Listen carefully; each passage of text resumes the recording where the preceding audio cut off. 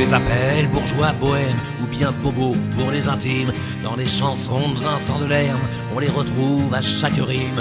Ils sont une nouvelle classe, après les bourges et les prolos, pas loin des beaufs, quoique plus classe. Mais vous en dressez le tableau, sont un peu artistes, c'est déjà ça, mais leur passion, c'est leur boulot.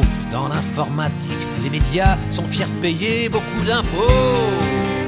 Les bobos, les bobos, les bobos, les bobos.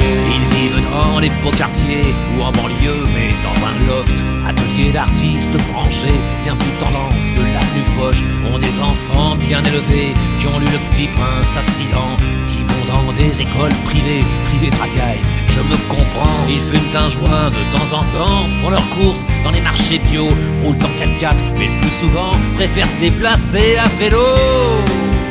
Les bobos, les bobos, les bobos, les bobos. Ils lisent Welbeck ou Philippe Jean, les Arocs et Télérama. Leur livre de chevet, c'est Sioran, près du catalogue Ikea. Ils aiment les restos japonais et le cinéma coréen. Passent leurs vacances au Cap Ferré, la Côte d'Azur, franchement ça craint. Ils regardent surtout Arte, Canal+, c'est pour les blaireaux, sauf pour les matchs du PSG et de temps en temps un petit porno. Les bobos, les bobos, les bobos, les bobos. Ils écoutent sur leur chaîne IFI, France Info, toute la journée, Alain Bachung, François Hardy et forcément Gérard Manset. Ils aiment des proches sans même savoir que des proches les détester. Bedos et Jean-Marie Bigard, même s'ils ont honte de l'avouer. Ils aiment Jacques Lang et Sarkozy, mais votent toujours écolo. Ils adorent le maire de Paris, Ardisson et son pote Marco. Les bobos, qui ça? Les bobos, les bobos, ça. Les bobos. La femme se fringue chez Diesel, lui c'est Armani ou Kenzo. Pour leur cachemire toujours nickel, Zadig et Voltaire, je dis bravo.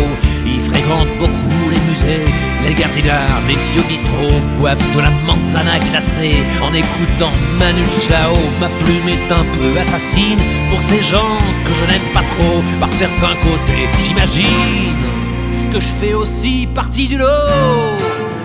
Les bobos, les bobos, les bobos, les bobos, les bobos. Qui ça? Les bobos. Ah bon? Mais où ça? Les bobos. Ah d'accord. Mais qui ça? Les bobos.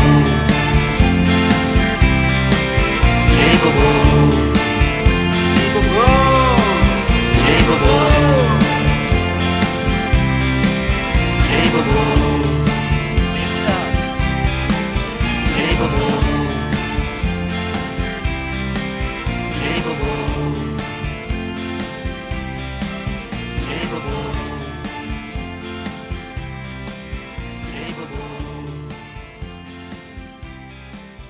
Les bobos.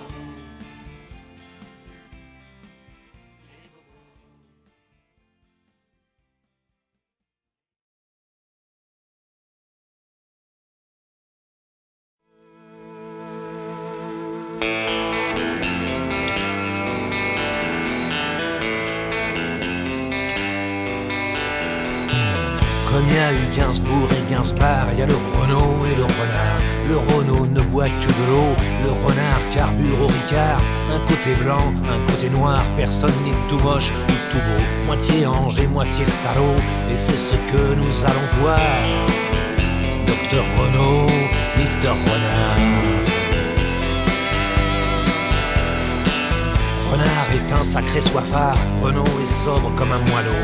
Quand Renault rejoint son plumard, Renard s'écroule dans le caniveau. Renault se méfie des pétards et du chichon qui rend idiot. Renard se les roule peinard pour s'exploser le ciboulot. Docteur Renault, Mister Renard. Renault s'efforce, c'est son boulot d'écrire de jolies histoires pour séduire les gens, les marmots, pour amuser, pour émouvoir. À la pointe de son stylo, le renard n'a que les gros mots.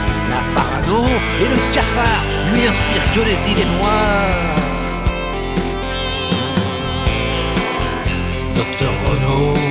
Mister Renard.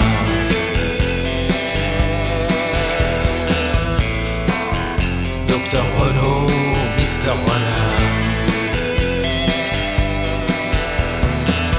Renaud souffre de tous les maux qui accablent ce monde.